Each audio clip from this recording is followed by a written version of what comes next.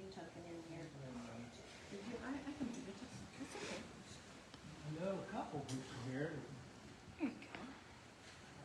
Thanks for coming. Got some bottles from the county. Show you, talk about them, if any questions, obviously, that'll help me, because I don't have nothing's written down, so. It's a hobby I picked up from a friend in the 90s, pretty sure. It's a hobby turned road. There's 1,000 more where these came from.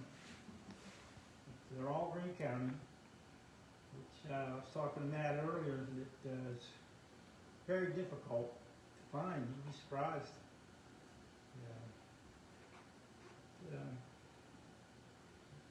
They're rare enough that it created a topic. That being said, well, I'm sorry, I didn't introduce my wife. It's okay, I'm recording. Hello, everyone. I get Kelley, Nice to start meet all of mumbling you. on. Work for Mount Morris.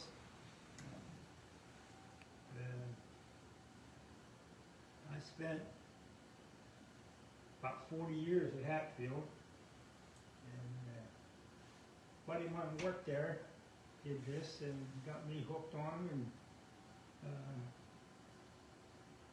let's see, Dave, a friend of mine here, kind of helps me here in Greene County. There's only a few of us, and the guy at Carmichael's that are actively collecting now. I'm sure there's more, but we don't see them on a day-to-day basis. There's some flyers for a bottle show we had in Morgantown, going on its 8th year at Milan Park. So I can prove that there's at least 100 more people crazy as I am. The whole East Coast, they'll come every year and bring stuff to show off or buy, sell, trade, you know. Their stuff's from all over. I'm pretty much the only one, Dave, has any Greene County stuff. I don't have any favorites between the medicines, the beers. This isn't even Greene County. These are just show-off bottles. It's called Black Glass. And there's some stuff here from Albert Gallatin and his crew. They call it Gallatin glass, Green glass, or New Geneva. It isn't something you'll see every day. A couple of these are from shipwrecks from the early 18th century. Actually Blackbeard's era. They were hard to come by. We actually had to go to a guy in Canada who went to the Caribbean. They made a little loop, you know. We're proud to have them. Most of the glass is clean because I have a system to clean it. I clean my own bottles, and some of them will leave alone. They deserve to stay the way they lived. 300 years, I'm not going to be the guy. Stuff gets broken, that tumbler. Down on the end, my favorite bottle would be the Hutchinson's. That's one of the things Greene County had a few of. I was real happy to find out. And there's more that we don't have, but there's enough there to get a feel for. The only thing we can't do with the Hutchinson's is figure out where the bottling plant was at. The Cameron from Queensburg is understandable. We know where that's from. And there's a few of them that were proprietors from Clarksville and Carmichael's. But the ones that are from Ramsey Bottling, which is Waynesburg, Mapletown, Greensboro, Carmichael's, I can't remember any more than that off the top of my head. I've got a lot of this stuff wrote down, but you cannot put a thumb on where the bottling plant was. We know where the bottles were made at. They were made in Pittsburgh by Cunningham. On the back in the lower corner, you'll see DOC, which is his initials, Dominique O. Cunningham. And there's a number after the DOC, which would be the molds. That could have been on all the different bottles. It would have had the town that whoever ordered it. Just like any of us in here could have consigned 2 dozen bottles, you know, or the same as the milk bottles. That's what gives them their identity and rarity. They're harder to come by than actually some of the hutches. They weren't exactly ordered in bulk. They might have only needed 10 bottles for the community they were serving, trusting they would bring them back. The trick to getting them back is actually on the bottoms of them. You'll see on these bottles it says registered. I can't remember everything that's written on them. Some of the hutches have that. That was a ploy by the glass manufacturers to get the bottles back in your hand. Not sure if it worked or not. This one doesn't have anything written on it. This one does. Just says registered. This is a Greensboro bottle from A.K. Gabler. I have not identified him. I know the Gabler family from Greensboro, but this goes back a couple generations further than my friendship. So, there's another Greensboro products company. We never did figure out where that was either or who that was. I like them better when they've got someone's name on them that I know. Yeah. I'm trying to find the one that has the registered on the bottom. And this one just says registered. This is Carmichael's. Surely we brought 1 or 2. But what I was saying, that was put on the bottles to convince the person to return it. There's no legal ramification if you didn't because it was registered. But we thought at one time that that was a way of the county keeping track of how many bottles you had in your dairy so they knew how big your dairy was. You know, you could have 5 cows and you would have created X amount of milk. You could have had 50 cows. There was no way to know. It turns out that wasn't true. The registered part didn't have nothing to do with the local courthouse or county, or, you know, it took you on your word. It was an easier way to keep track of taxes too. Until I see documents, I don't even really talk about it too much in any talks. But I do know from other historians that the true information behind it is the try to get your bottle back.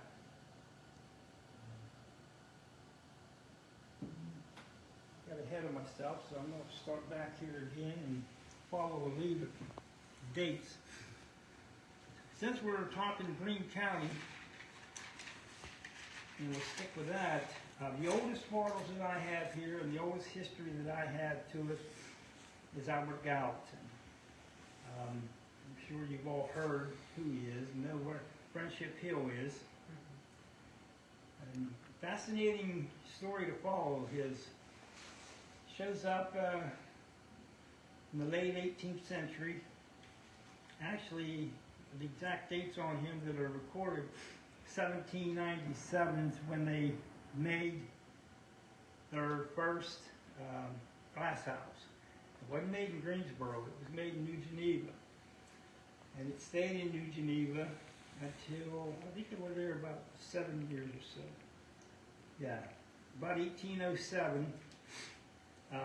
Gallatin and his investors and the glass blowers, it was a group, moved over to Greensboro because they had so much trouble with the quality of sand that they had, and they were burning wood.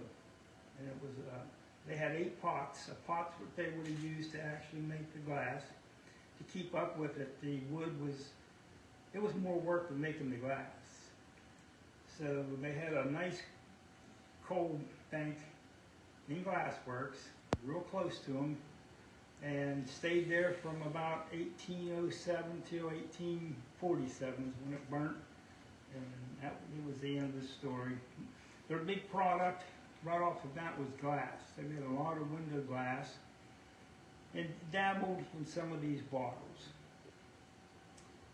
The 1825, 30 in that area is when your bottles started showing up. They were started making flasks that would have resembled that blue one right there, but it would have been smoother because most of the stuff they were making was hand blown, and you'd never get these ridges in it without a mold. If you're not familiar with the process of making glass, anything that you see that has embossing on it to identify it was made in a mold. This old boy right here was free blown, and there's no mold seams, there's no letters on it, and this finish, they call this, spout, whatever, was designed for a cork, was made with a pair of pliers that went down over it and clamped it, and they'd spin it a few times. It was formed and done. And this one, 1805 to 1849, is still with us here today. That's a strong bottle. And this one is not from Greensboro. I just brought it along to show you what a natural looking bottle we find today, whether it's dug out of the ground, comes out of garbage, or it's just been laying in your yard. This is another piece from Greensboro. This would have been made on the Greensboro side. And the reason we know that is it's got a big open panel. The color of the glass is a little bit more bluish tint than the typical green that came from the early New Geneva size bottles. But, this one also is free blown glass works, it says on it.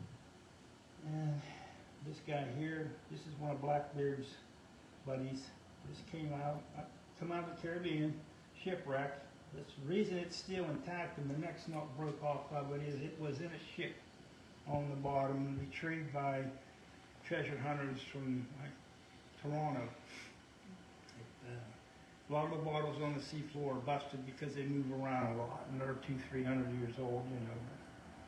They're not Greene County, but I like to throw them in there. Here's an interesting bottle. We're going to move down to these beer bottles. This bottle has its original stopper still in it. It's got a little rubber piece on this porcelain, and it hinges on a cam lock right here. It's a pretty good system. Worked for the longest time, but it was hard to clean and just not a good seal as what we know today of these crown tops. The crown top come on the scene in about 1900, give or take.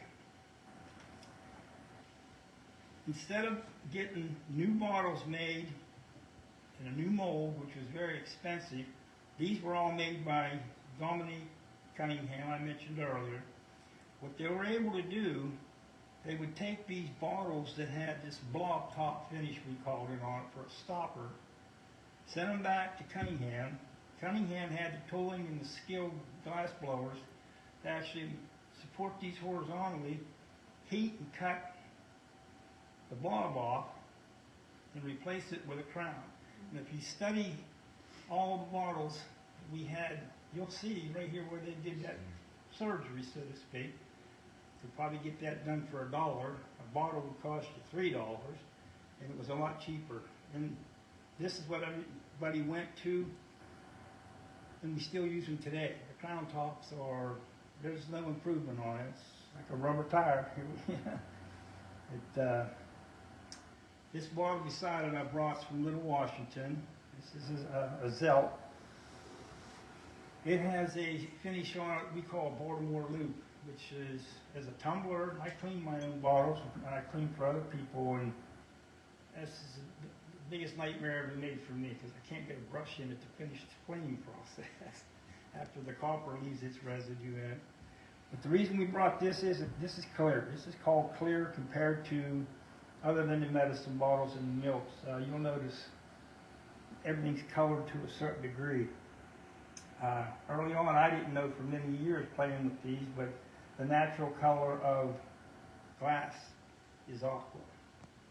Color this guy. It looks clear here, but if you look in the base, you'll see the bluish greenish tint of this guy too. But to make them clear, you have to add a clarifier to the glass. It costs money. It's chemicals.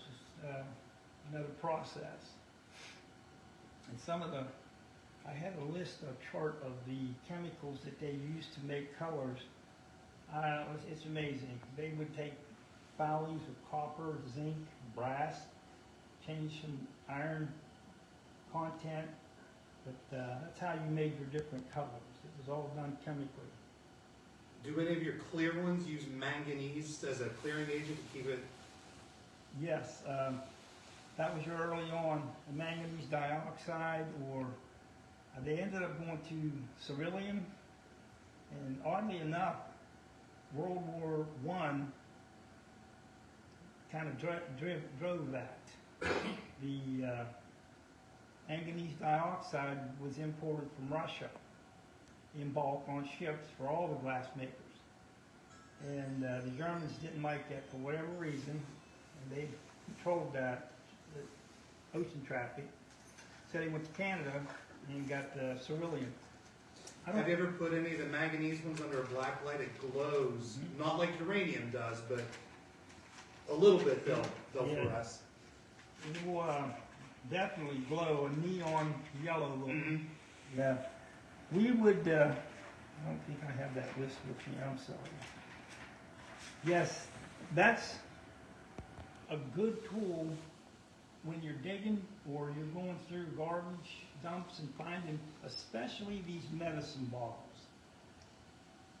Anything made pre-World War I, we call it 1917, that would glow under a black light, like Matt mentioned, you know it's going to turn. When I say turn, I mean it'll change to the sun-colored amethyst look, this purplish look. This guy here is on his way. I hate to see that. I mean, it's turning from clear to I'm trying purple. to think if I have any glass here that's gone really purple from exposure. Exposure to the sunlight That's what will it cause is, that. yeah. I have a ball fruit jar at home. I didn't bring it. That spent its life in Oklahoma or Phoenix, Arizona, its whole life outside, and it truly turned darn near purple. It's the darkest. Now you can do that artificially if you choose to irradiate this stuff under microwaves, or I mean, the biggest place to get that done, guys would take boxes of bottles they know will turn and run them through a slaughterhouse where they check cattle. All cattle have to be x-rayed before they can be butchered in slaughterhouses. That's a rule from the government. And what guys started figuring out is you could run 25 bottles in a box. A couple of seconds goes either right behind that cow, and they come out purple. Blow your mind. Darndest thing I ever saw. It's kind of a fake push on what's going on to the bottle naturally. But, some people like it. It sells, so we're stuck with it. It's usually easy to tell the difference between one that's been irradiated because they tend to be like purple. They will get really dark purple. Now, if it was to take, I'll use this guy here. If you would take this guy, it has a lot of green to it. This is a true aqua, you know, what they would basically call a virgin bottle. And if you try to run him through an irradiation, it's going to come out looking root beer. Dark brownish, oh, it's ugly. It ruined it. They say you can reverse that. We tried, me and a guy at Carmichael's tried to reverse one, and we put a crack down that thing we were proud of. Doesn't work that well. In a microwave. And they said just heat it again, and, you know, and it'll, didn't work with us. We weren't smart enough to get a bad bottle to do that. No, we had to do it to a Masontown S&S Hutch, which is a good bottle. He still has it, actually. We cracked it, and he kept it. But to give you an idea of the color in the bottles, I wish I'd have brought that page that I had. Well, if you were to Google, how is glass colored, it's going to come up. You'll have charts, and you'll be amazed how many different colors can be created from different chemicals. It's just mixed right into the batch. It happens quickly. It's not a long time you have to bake it or anything. Back up in the medicine bottles. If you didn't know already, I'll confess, I am not a good speaker. I've never been a public speaker in my life. I like it. I like the attention. Everybody's listening to me. But I'm stumbling through this. But, we'll figure it out someday. Let's stick with these beer bottles. That's kind of an interesting topic. The Waynesburg beer bottles that I bought tonight are these 2 quarts and these 3 pints. And they were made for 10 years. Let me see what I got. Waynesburg Brewery, Waynesburg Brewing Company, 1901 to 1911. And they're all the same looking bottles. Oddly enough, these are the only beer bottles that were made in Greene County. Before, they weren't made in Greene County, they were made in Pittsburgh for a Greene County brewery. And turns out there was so much competition around them, they never stood a chance. You've got Little Washington coming out with a slew of breweries. Roscoe, right down the river, Moose Brewery, a little town like that, was in business for quite some time here, actually. Roscoe and Lucyville. Interestingly enough, if you're not familiar, that one town had 2 names in its lifetime, 1903 to 1920. It went back in business. 1920, obviously, everybody quit making beer because of Prohibition until 33. Now, they didn't all, they quit making beer, but they actually had what we call today near beer, non-alcoholic beer, was being made back in those same bottles. Tested and watched heavily, but they did get away with making that, or they went to soda, or mineral water. Bottled water was very popular back then because the natural water you got in Greene County had to deal with coal mines, and we all know the water could have been contaminated easily in Greene County. So they were hauling bottled mineral water in from everywhere. Masontown was another brewery. When I said Waynesburg Brewery, didn't stand a chance. Uniontown, Fayette County, Masontown, Roscoe, Washington. I mean, they had beer in Morgantown, which they weren't allowed to obviously sell it back and forth, but I was a 18-year-old that lived on the state line, so I know how it went. We all tried it. Well, if you wanted to drink it. Okay, and we talked about the toppler on that. Let's see what else was. Soda pop. Soda pop's interestingly enough. If you had to guess, when do you think soda pop came on the scene, roughly? I was well. 20s. Yeah. 1820. 18. 1820. Seriously, yeah. Soda water mixed with ginger beer was called pop because of the popping sound, the gas being released from a seltzer and artificially carbonated drinks. It actually came from Germany, but that's how that nickname got attached to it. And it grew through the East Coast, all the way up to 1860s, 1850s. Cream soda parlors and soda fountains were showing up all over in pharmacies. In the 1860s, 125 plants bottling mineral water and pop. 1880s, it was the Hutch showed up. When the Hutchinson showed up, that all settled down. That's the bottles down on the end I was talking about.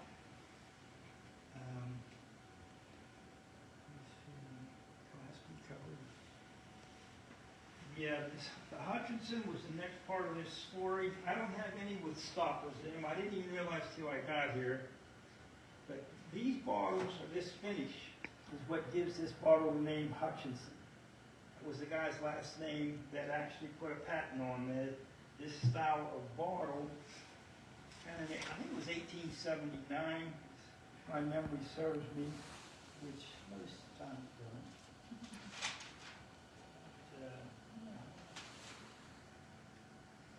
Yeah, it was patented in 1879.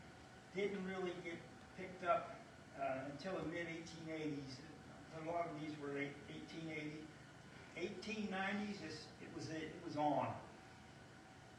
For about 10 years, they had massive success using this software. It was a spring-loaded device with a gasketed plunger underneath the bottom that if you squeezed it, pushed it down, it stayed in the bottle. I don't think they drank out of the bottle, but you could pour it out of a bottle, and then if you pulled it back up, it resealed down around that lip because of the design of it, just putting pressure out on the edges. Pretty neat. And it seemed to work. It caught on. Then the crown top showed up. That's this guy right here. You've all seen millions of them in your lifetime. This one's still capped. That was an interesting story in itself. How that came to be. Where's that story? I put the dates mixed up again. Let's see here.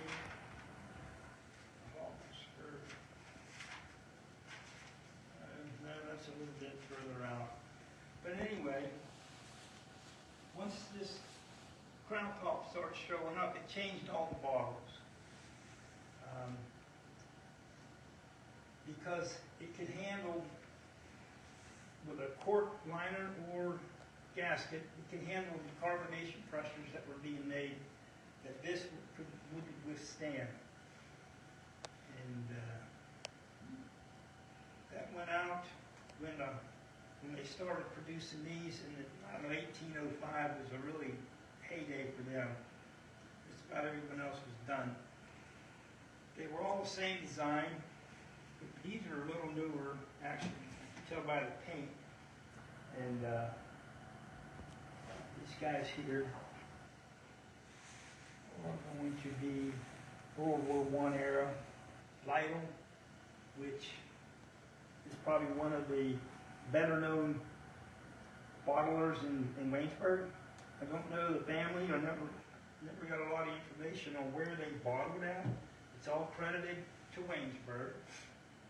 This is a Lytle here, I think. That's a Gabler from Greensboro. These are tricky being turned around backwards. Here is a really nice CR Lytle. Dave, do you know what CR stands for? First name?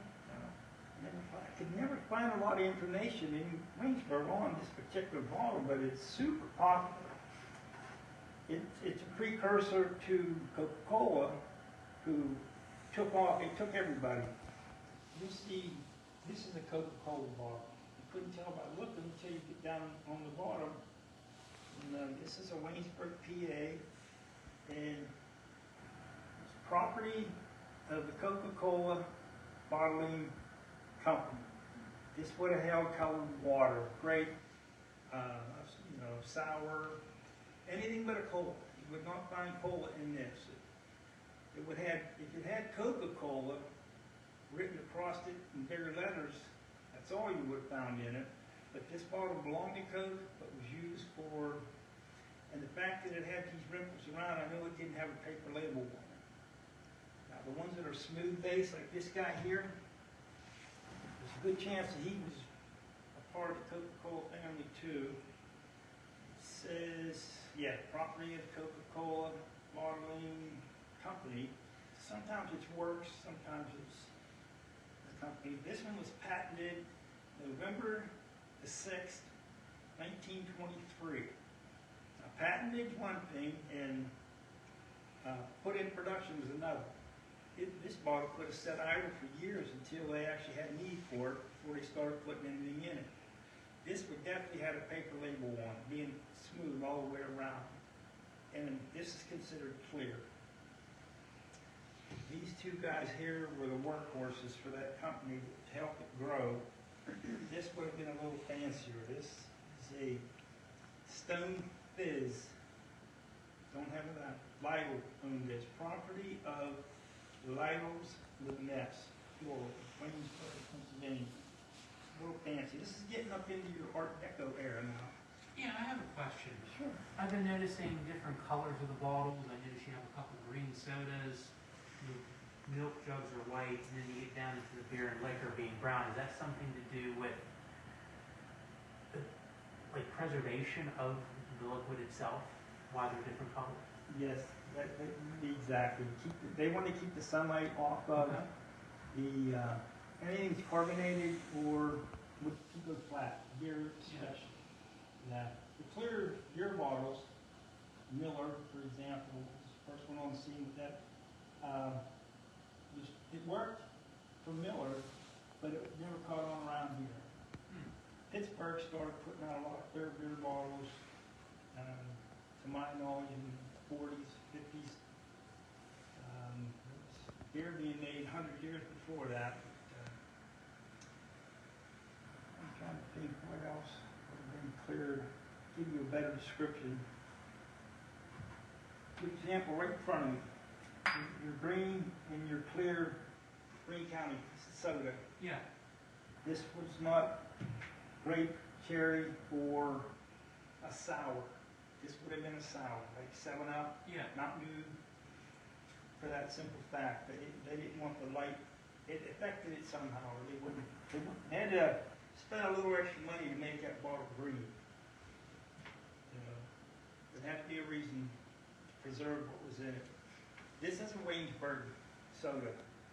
I don't know how many of us remember Jip Jack, but this was property of Coca-Cola Bottling Company, Waynesburg, Pennsylvania. And assuming based on the green color, that was like a lemon lime or like a ginger ale kind of clear. It's called a mixer. This would have been a mixer, Okay. a sour, Yeah. or whiskey, yeah. Interesting. And then the size too, I don't know, 8 ounces. This bottle was made by Owens, Illinois, and it was made in February of 58. February 3rd, 1858 to be exact. They left us a nice imprint on some bottles, especially the Owens, Illinois company, which was real big in Fairmont, West Virginia. A lot of glass was made in West Virginia. But, we started with beer, and another reason besides that it's surrounded by prominent breweries is the western side of Greene County. I think it's still dry, but it was very dry back then.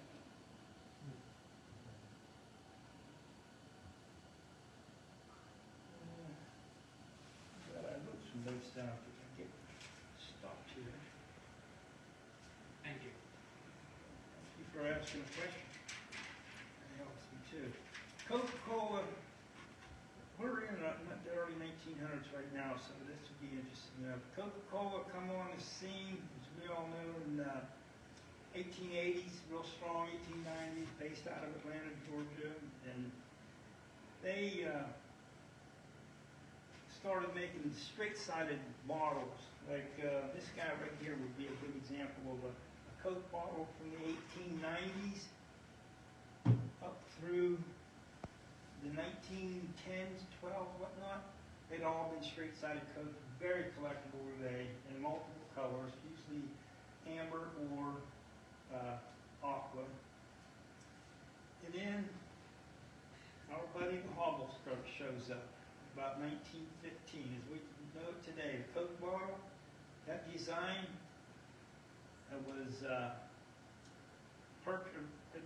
was created by Root in Indiana for Coca-Cola.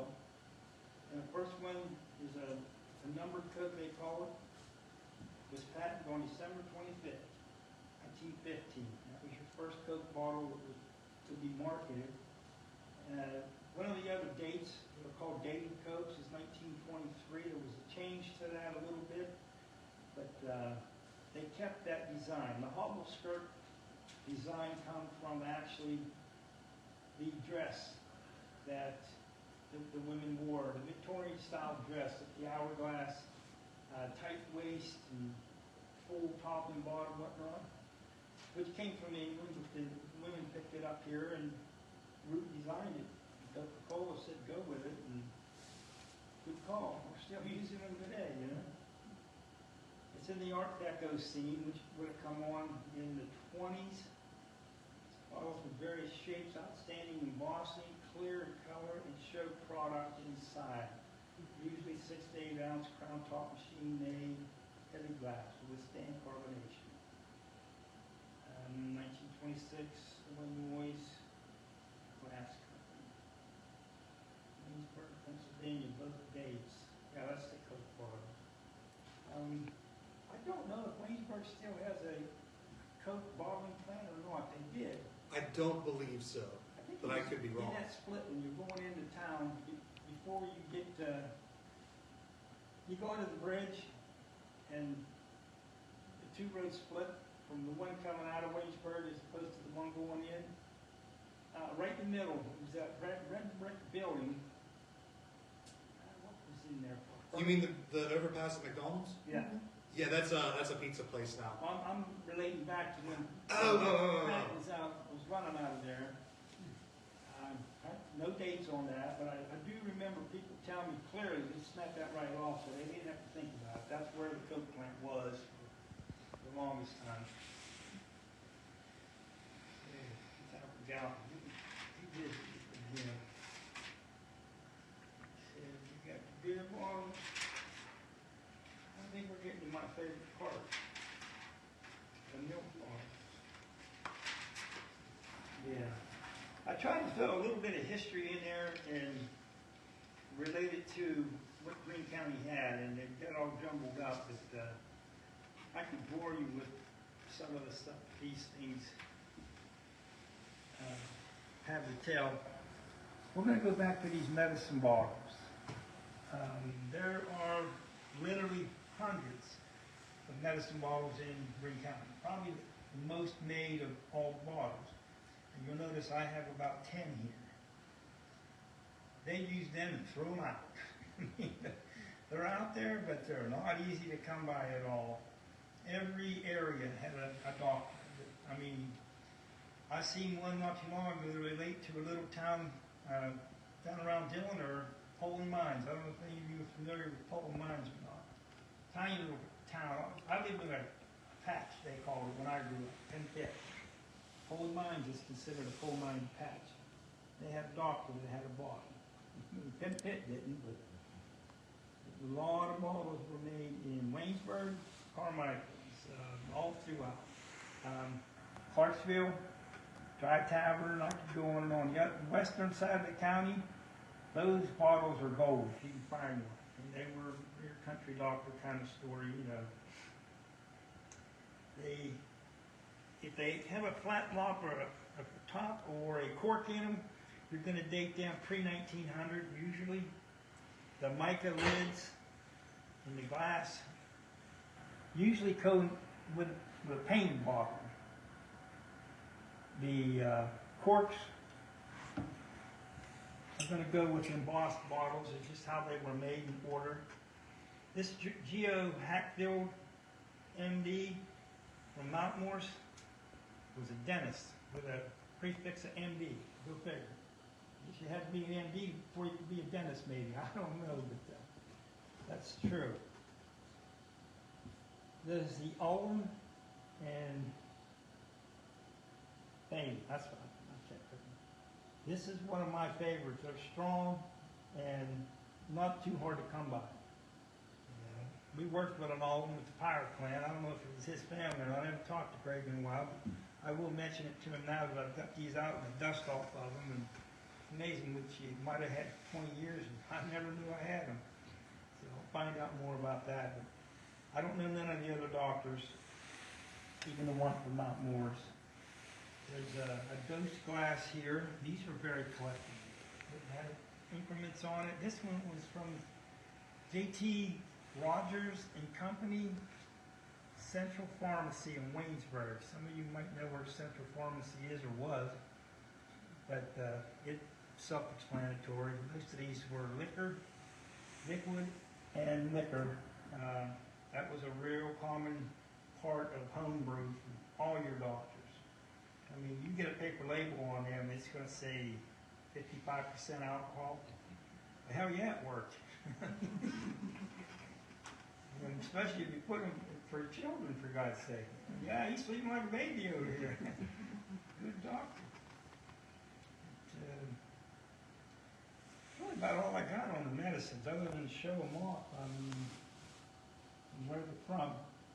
But doesn't matter the size of the county. You got people, you got medicine bottles. Milk bottles.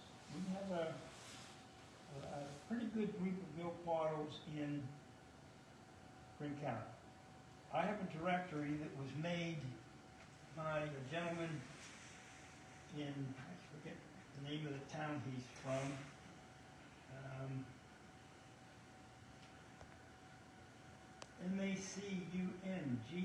Macunie, Pennsylvania.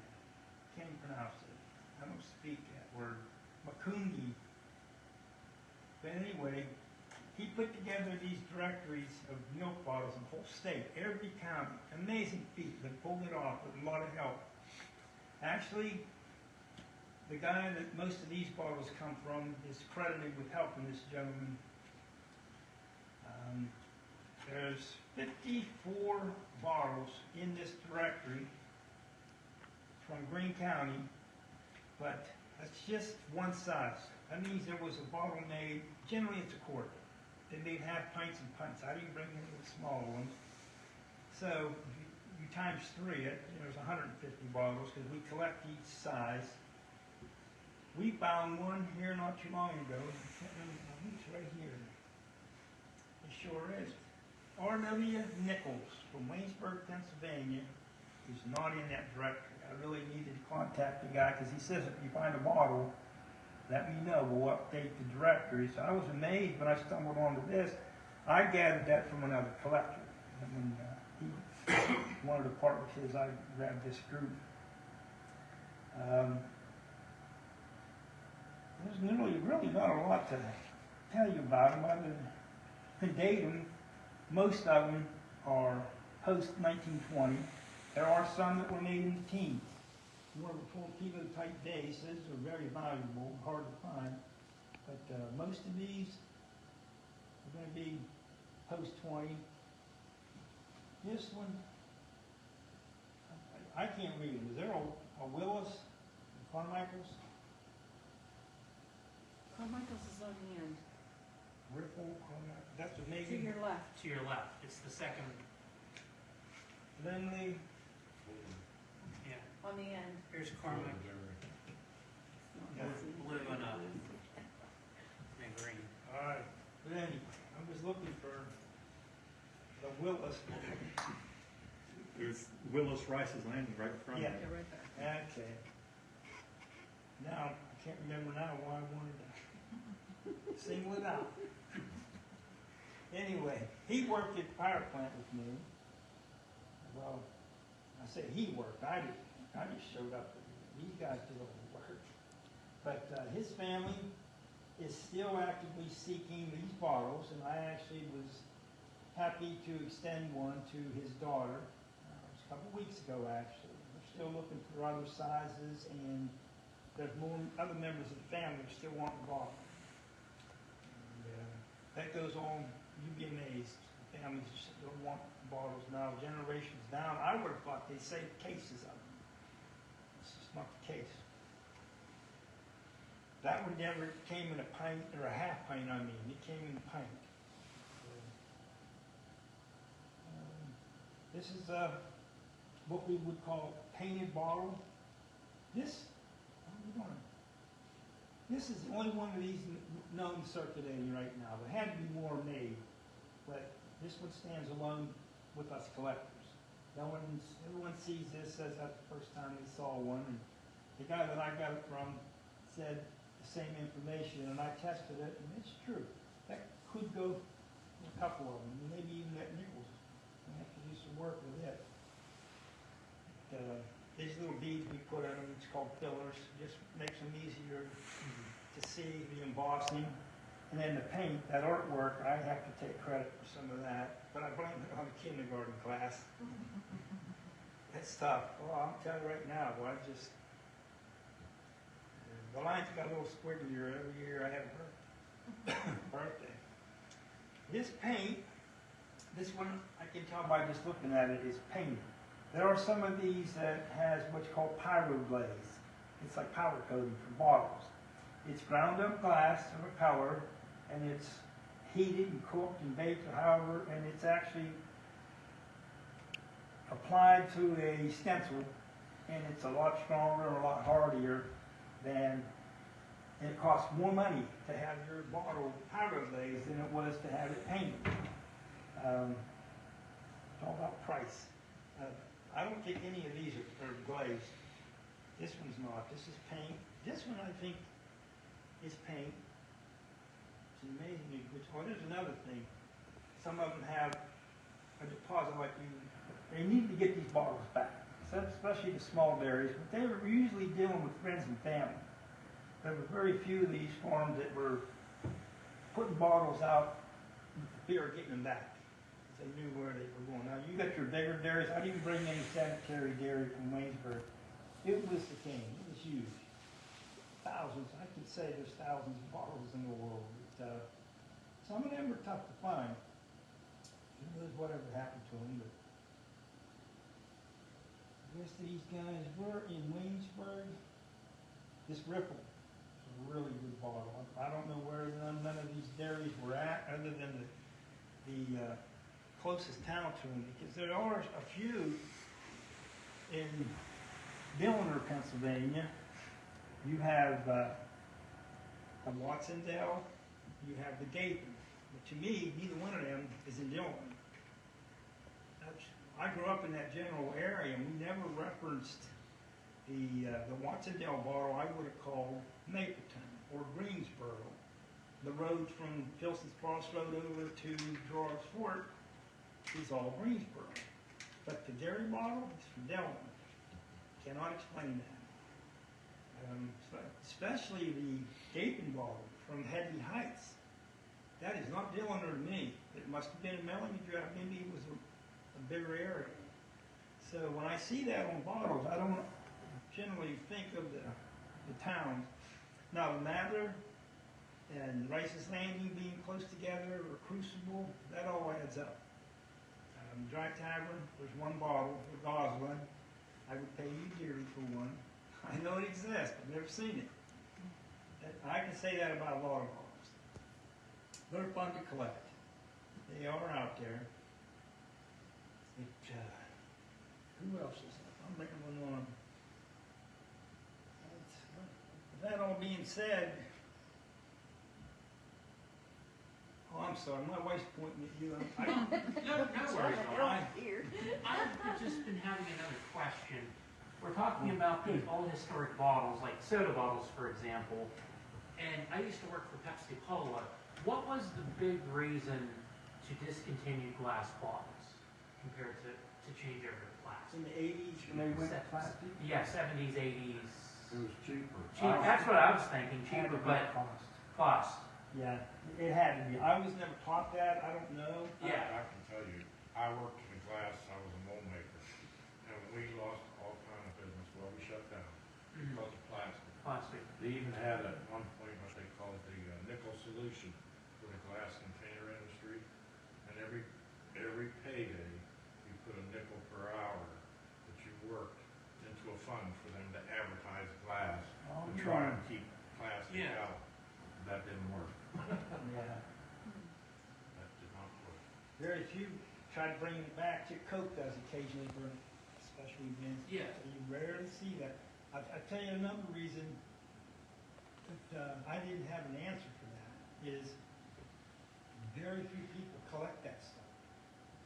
When I say stuff, I mean plastic bottles. Yeah, I know. There has to be a few out there collectible, but in the collecting world right now is just stuck in glass. Can I just add something from, I'm an amateur archaeologist, Okay. and I've been on the field a few times, historic sites. You find so much of this stuff, and you have all of that, and then you have plastic, and that just degrades, and it doesn't leave, it just leaves like a residue over time, not like glass where you find pieces and like maybe chunks and fragments. Shards. It's just, there's something different. There's just something different between the glass versus just some plastic piece that just kind of semi-biodegraded after a while. I mean, I don't know. It's not environmentally friendly. Yeah. Well, this isn't either, but this is intact. It Yeah. stays intact. It's also indefinitely recyclable. Yes. You'll find a lot of this in the ground, and especially if it's in a country environment or country setting. I wondered Yeah. for the longest time why these people are finding all this glass in the yards, and I was told one day, could you imagine if you got cut? Yeah. And I'm like, come on. Well, hell yeah, if you're 14, 15, 20 miles away from medical help, so all glass went in the privy, Yeah. or it went under the house, or it went into a dump. It was never discarded intentionally. Now you had your, people that would throw it on the side of the road or wherever, but for the most part, that's why we find it today. That extended my hobby as a tumbler, Mm-hmm. cleaning it and scrubbing. Makes it nice. The guys that are digging will bring me boxes of glass, especially medicine bottles, and want them either cleaned or they want to sell them. So I'll make them a deal. If you don't cherry pick the whole load, I'll buy it all. Mm-hmm. And I usually get boxes, and I still have many. But plastic, good tell you. Well, the same with crates. The wooden crates are very collectible. Mm-hmm. That kind of came and went. Coke and Pepsi had the strongest, and it lasted the longest. I'll say one thing. Coke, I don't know about Pepsi too much. They weren't that in that news, but Coke, you had something that was selling and they wanted it, they just bought you out. They would make you an offer you couldn't refuse, like Ball, the fruit jars. If Ball had competition from your company, That's what we do. they bought you out, man. Pepsi, they might have. They're not in that conversation like the bad guy. Pepsi's the good guy over here. It's not on its own. But Coke and Ball jars, for example, tough business to be in. Kraft used to make bottles too. Is that right? Kraft, yeah. Okay. It's a big company. Yeah, it was. Well, it is. Beer, the beer battle was the biggest one I know of. It was amazing.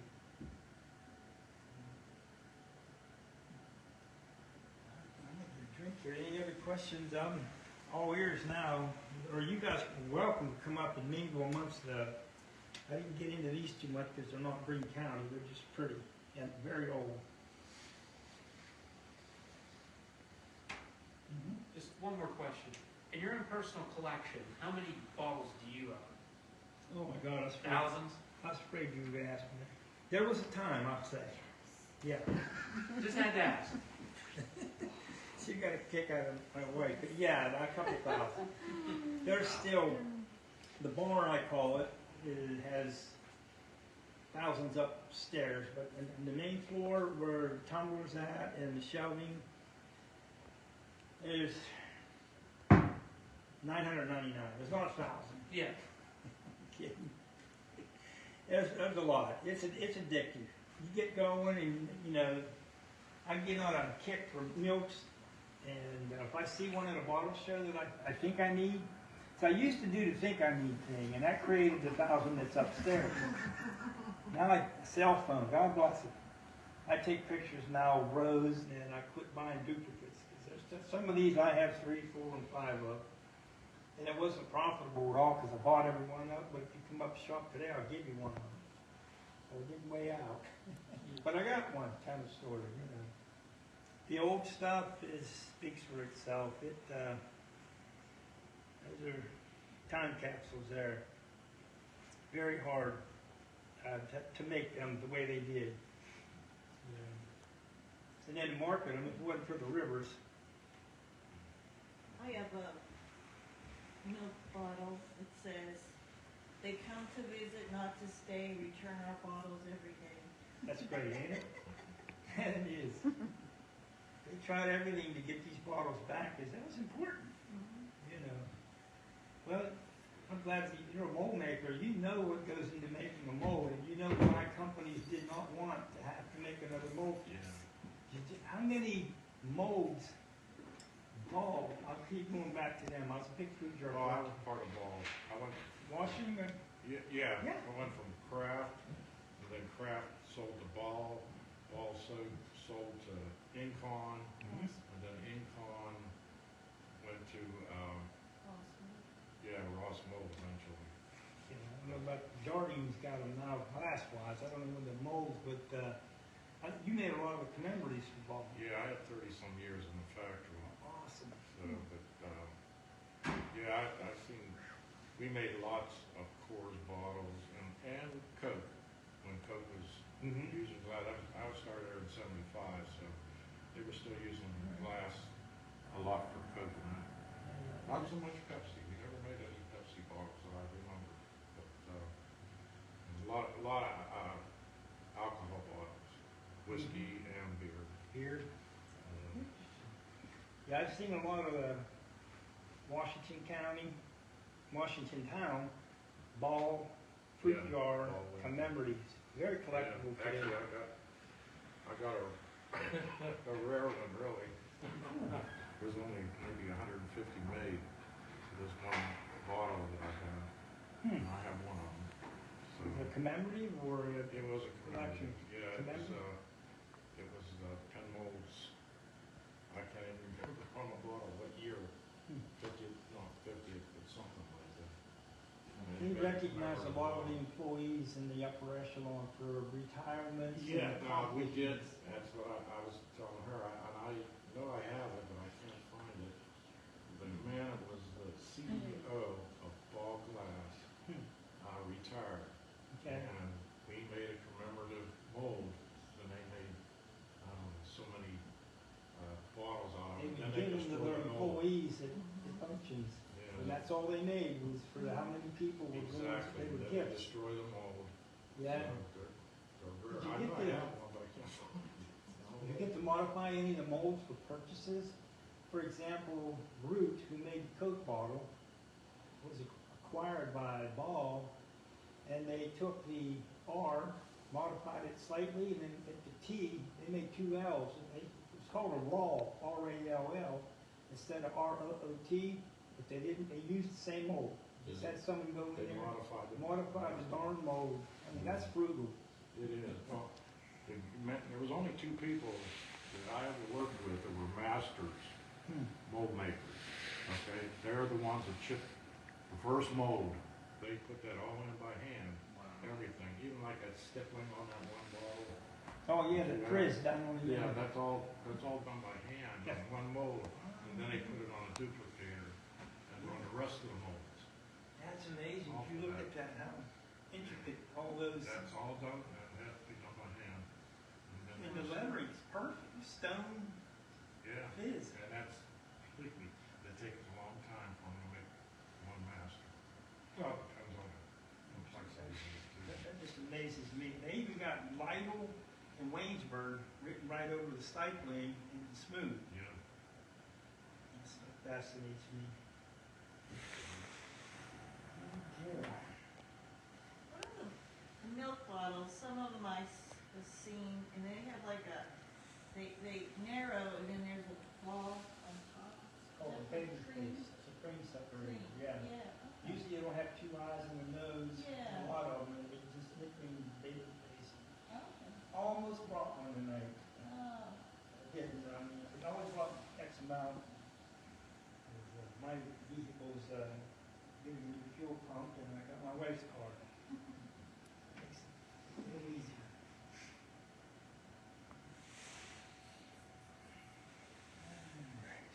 Yes, ma'am. No, I don't have a question. Just like take a bow. Oh, yeah, I'm just standing here answering, you know, I can help with anything, like you You said. don't collect jars, mason jars? Not anymore. I did. I built a room for the jars.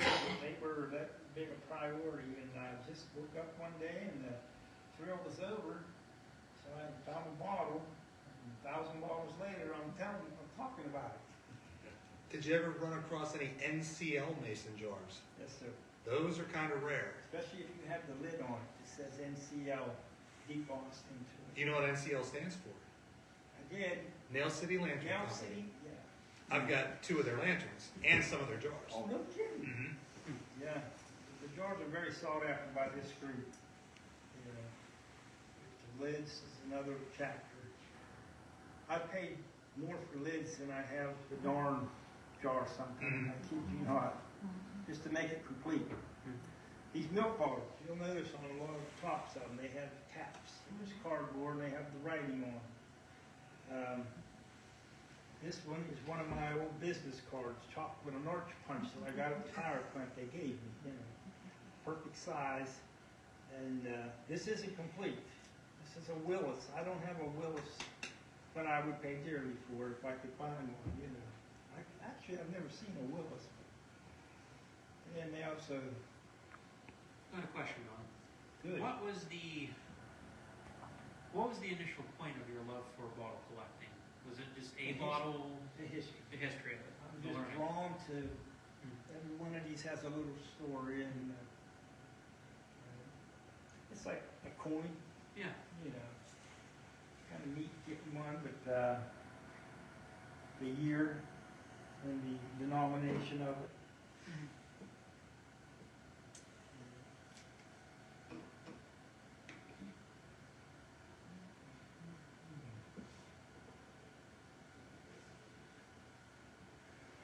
Dave, you got anything you want to share with us? For the rest of you, Dave Mott is a real good friend of mine and a very knowledgeable bottle collector of Greene County. There are some other things out there, for instance, that Fuller bottle, Fuller also had tokens, Mm-hmm. okay? And I have a Fuller token. It was for a return, 5 cents. One just sold on eBay that is not documented in any book for over $100 A token. for a token. Awesome. Right. And you had the 2 different Greene County sodas there, the White Mountain and the Oh, yeah, other you one you were mentioned gonna that. mention that. Yeah. Yes, good point. Probably the most popular Greene County soda bottle. If you notice, like David mentioned, the bottom paint, the mountain is white. It's all snow. Well, they also made, this one has green, grass on the mountain. Just exact same bottle, same size, just a different paint they put to it that made it collectible. To me, the white one, the snow cap's a little harder to find. And then show-off bottle, obviously, is the green one with that red in it. And I was fortunate enough to pick up cardboard carrier, a 6-pack of these came in from the same guy I got the milk bottles from. He hated parting with that. But that's a good take on him. I forgot all about them, Dave. Thank you. And then the bottles themselves, excuse me, from what I understand and have been told, there were a lot of bottles left in the Coca-Cola plant building, and college students were hired in one summer to come down and smash every bottle that was left over to recycle. And then that company there changed names and actually moved the bottling to where the chainsaw place is Okay. down here. Oh, Lord. That's what I know about that. And, Little tidbits and. Wayne Hart actually is the one that told me that, and he used to work for the ice cream dairy. Brian's Dairy. Brian's Brian's Dairy. Dairy. Right. I hear stories about bottles being Awful. It makes the ones that live worth another nickel, maybe. You Right. know, it's just it's a shame, changing the guard. I've heard stories about bulldozing cases of bottles. I shake my head. I need your room or something.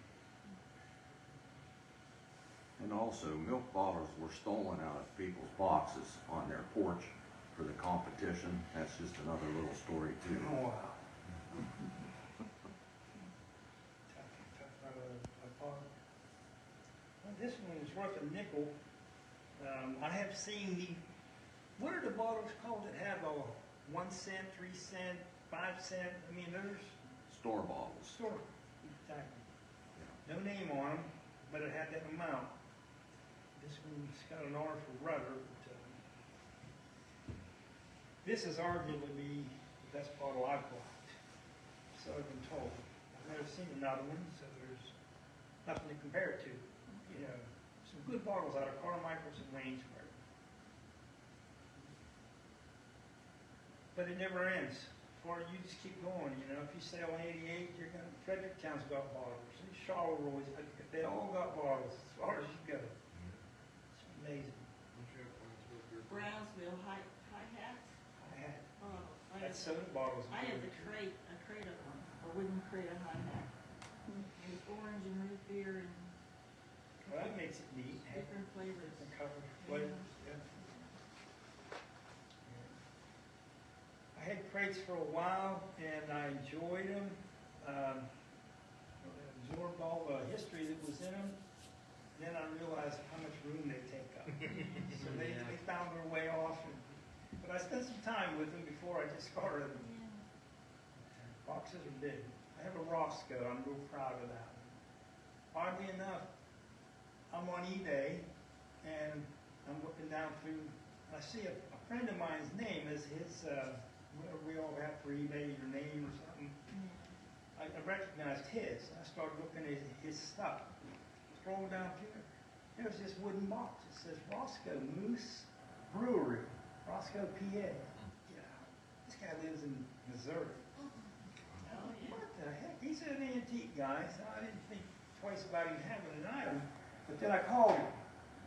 First I immediately said, is that the best you'll do? Once we made a deal, he's telling me the backstory. He got it at a yard sale in Missouri. There's this wooden box from Roscoe, how it got there in the first place, and now I'm having him ship it back. You know, crazy stories that goes along with some of these bottles. They're real.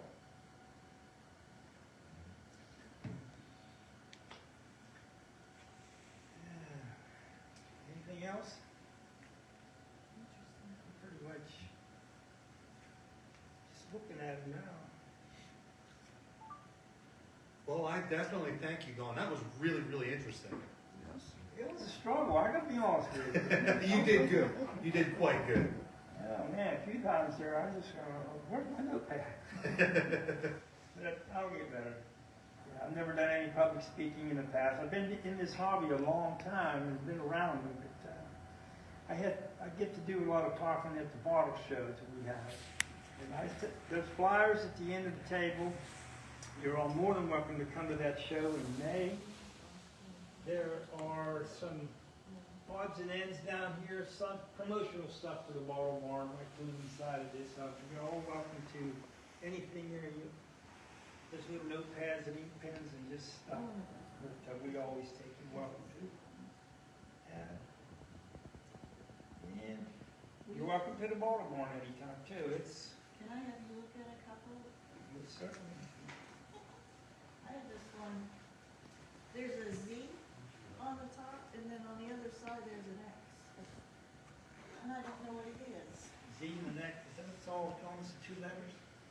Okay. Immediately that finish on that lid. It's gonna have that plastic lid, it's got the 1 slot around it. I'm going straight to pharmaceutical. I have to go sideways. Yes, I would. It's next to the Ball Ideal. I don't know what kind of bottle it is. Citrate of magnesium. So like medicine? It's gonna be I'll show you the ball right here.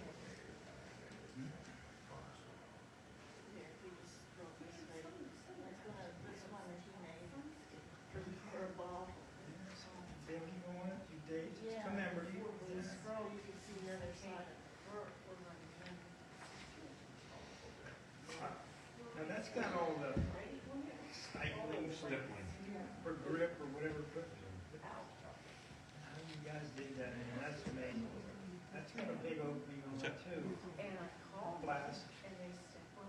I'll get his card. Almost looks like a syrup bottle, you know? Yeah. Yeah, I'm saying that clearly you showed me is going to be a, Here's a come to visit, not to stay. that's nice. It's a California.